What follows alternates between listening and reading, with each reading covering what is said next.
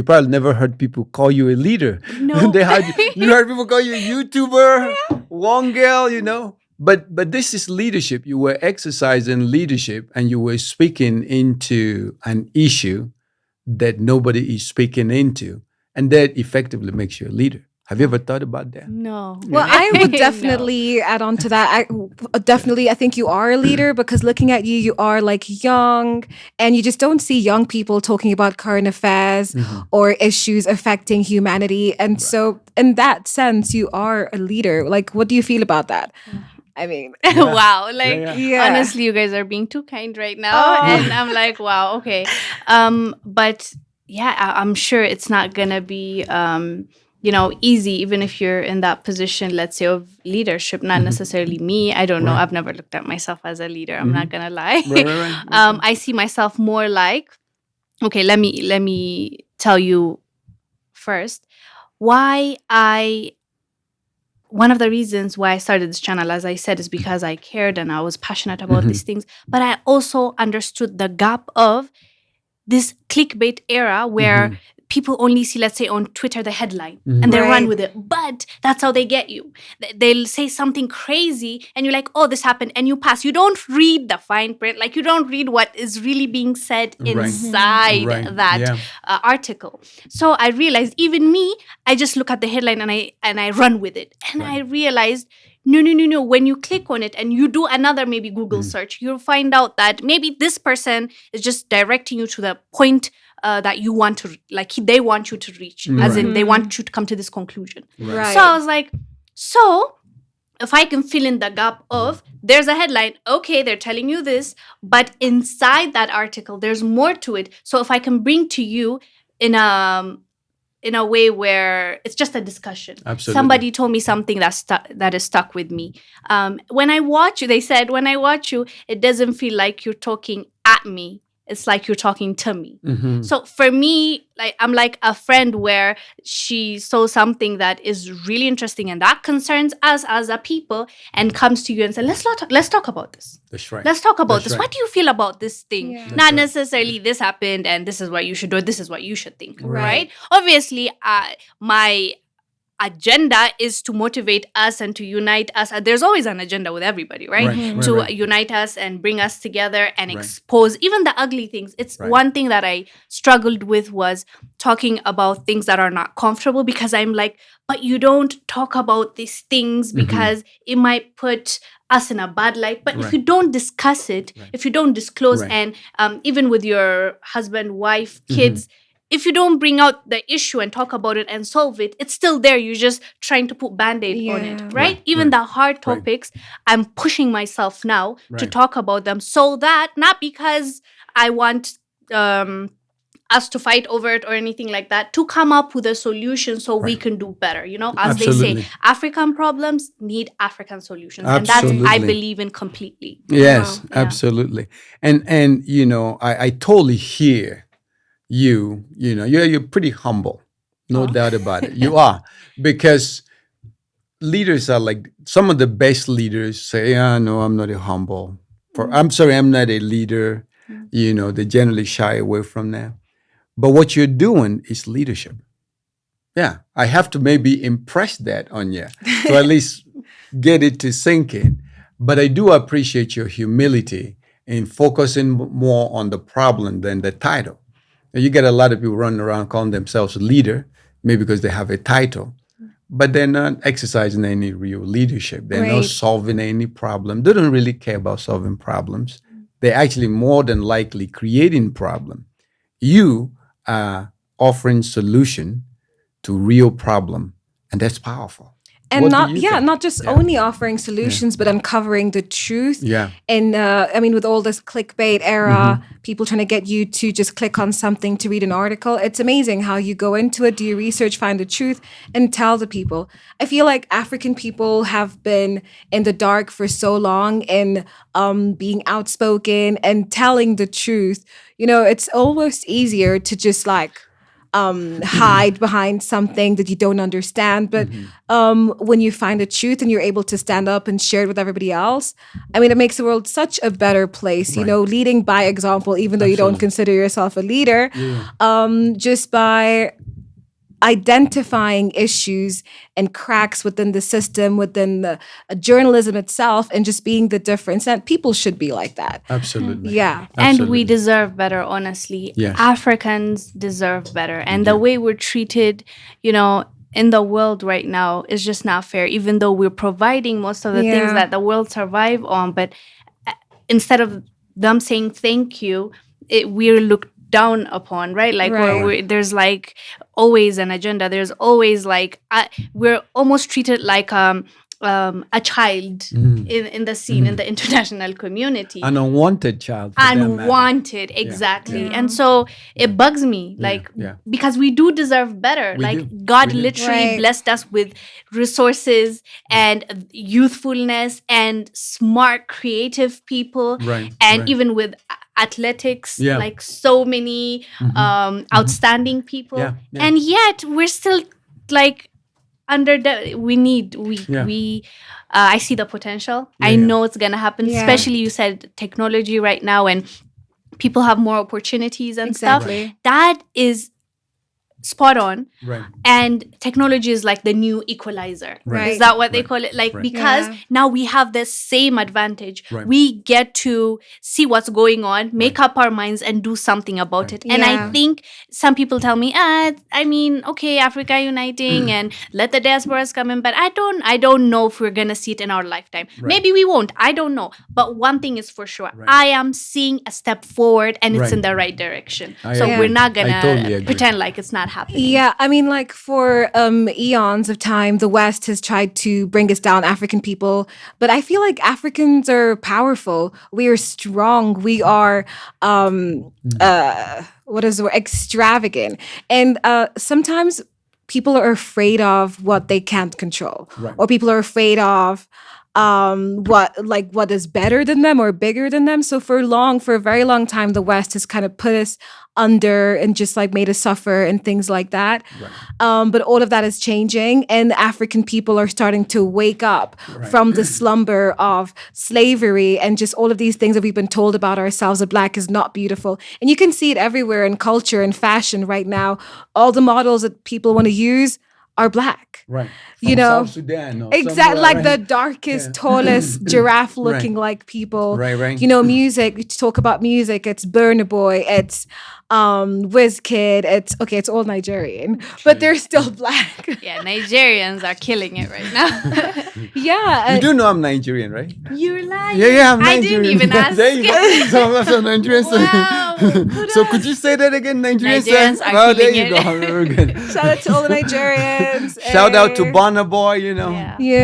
So I mean, all of that is changing, and it's amazing that you are one of the pioneers of this changing the African story. So. And you make a good point also about the role of technology in a rapidly globalizing world, you know, because technology are simply tools that extend our capabilities to do more and to do better, right? And so in the past, without the requisite technology, you would have to go apply to media house as a broadcast, and then they will say no, and they will shut the door out here. But today you don't have to. Buy your own microphone, buy a camera, and then upload your content to YouTube.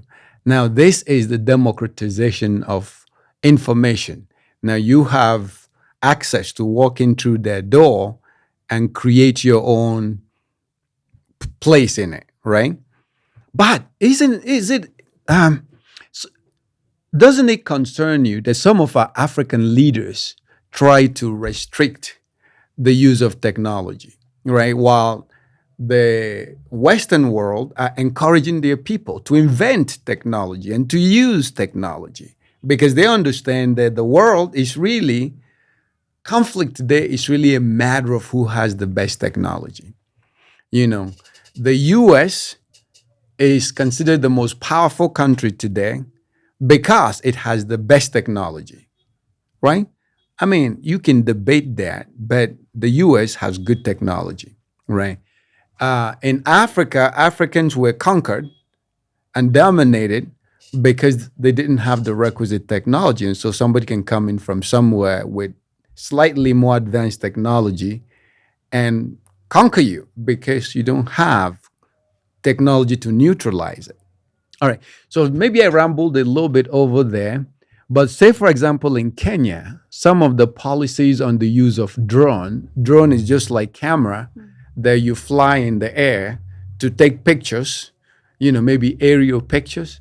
And then they put these restrictions on this stuff. And I hear that there used to be restrictions of taking pictures in CBD. What is that all about? Why are we so scared of technology in Africa when we should be embracing it because we're way behind?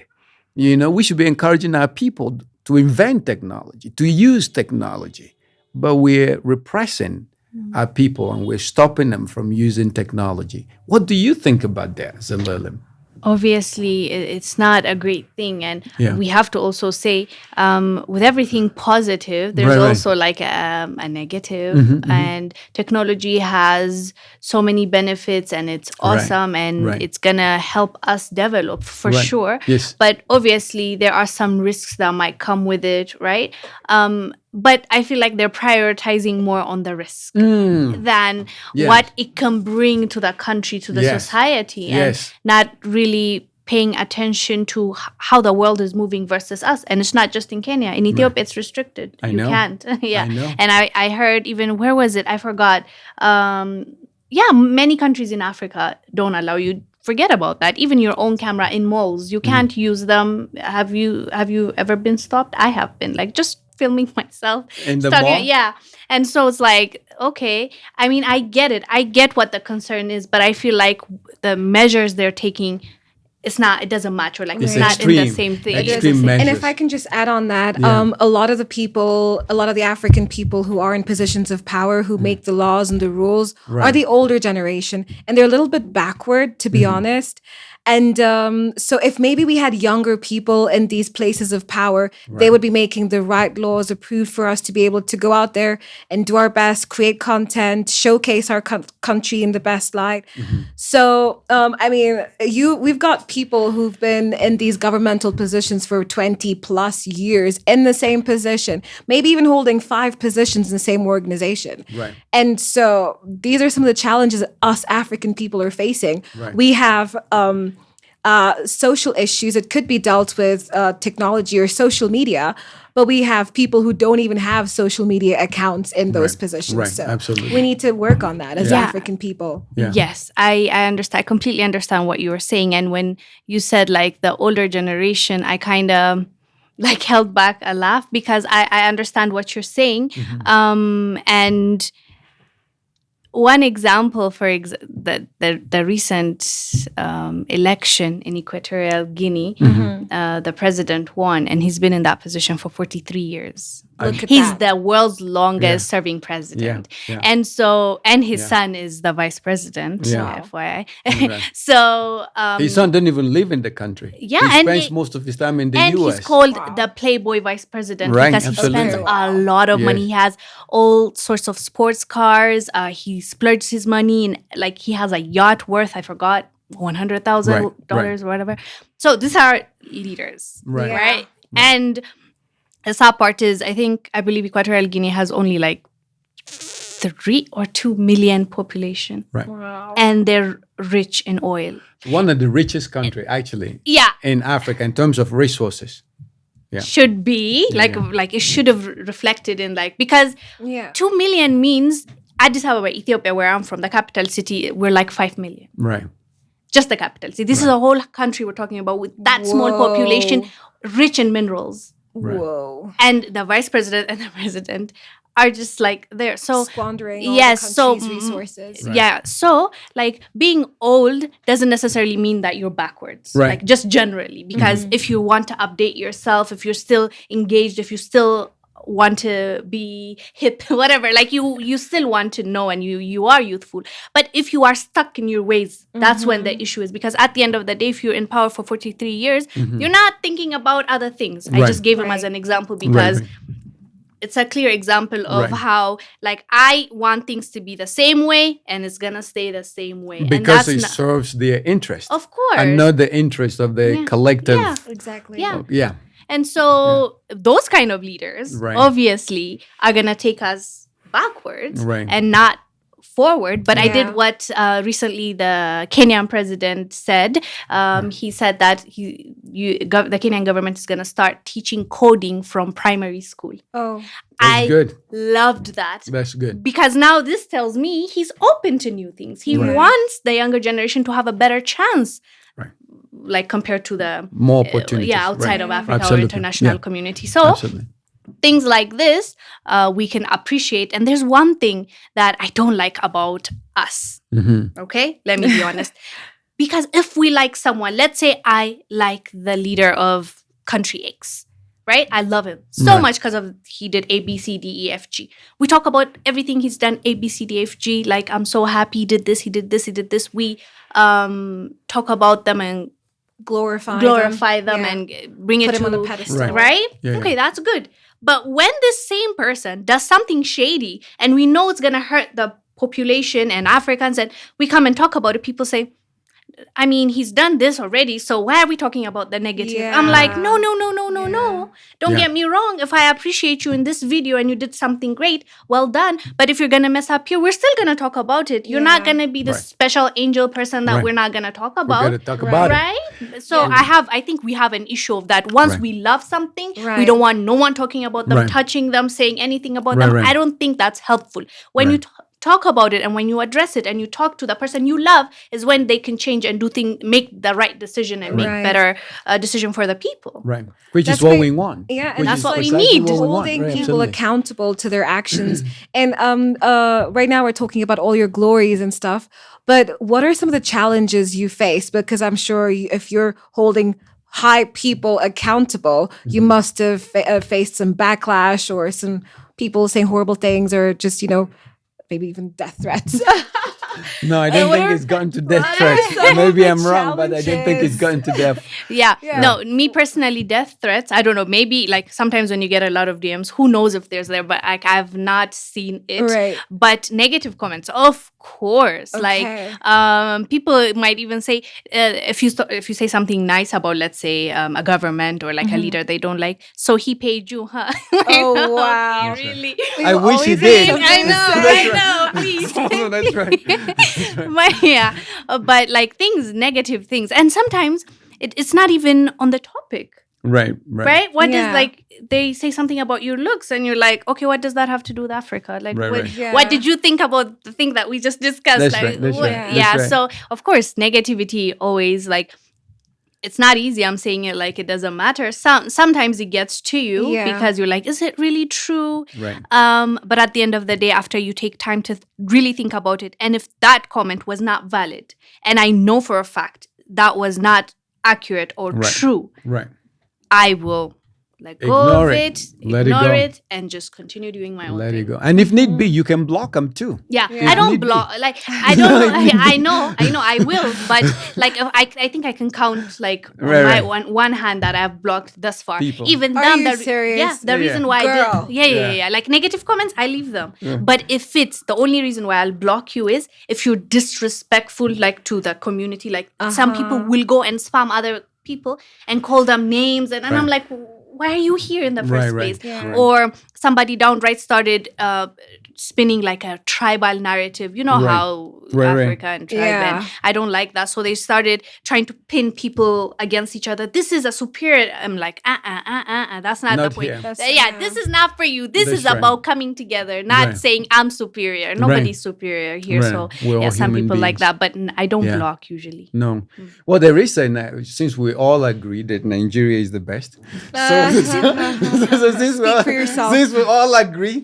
No, but there is a Nigerian song that is making its round in social media that says if somebody's negative to you, I tell you what to do. Oh, Block 'em. It's Unfriend them. actually, if anybody come for your contact, Block block them, delete them, something. Oh, guys, we have to play that song. Right. It is Nigerian, you know. Yeah. The origin is Nigerian. Yeah. But I kind of said that because it is true. When you're trying to do something good, some people are going to be jealous. Yeah. Maybe because they think you shouldn't get the shine, the spotlight, or the camera time, or whatever. And they're going to want to insert themselves somehow, but they don't know how to do it constructively or positively. And so they may target you for some kind of, excuse me, maybe cyberbullying, and they will say bad things about you. Maybe they try to smear you. They try to, some leader page you. Don't listen to them. That's all about them. But it is also true. There's sometimes when they get too crazy, you can block them. You can delete them. Yeah. You can do all those things that my good Nigerian people recommend. Because Nigerian wisdom right there is cool. Yeah. Now, I get a question for you. I know that a lot of your work is value-based. You have, the transcendent value of truth-telling, right? You want to tell the truth and set the record straight. As you see all these things happening and all the spin from international media, and you go, no. Let me speak my own truth into the situation, right? And so I know from just that interaction that you have some very significant value system that drive your work and also guide your life as well. And one of them is truth telling. I already heard that. What are the other ones? Can you share with us maybe 2 or 3 more of the core values that you live by or that guide your life and guide your work as well? Okay.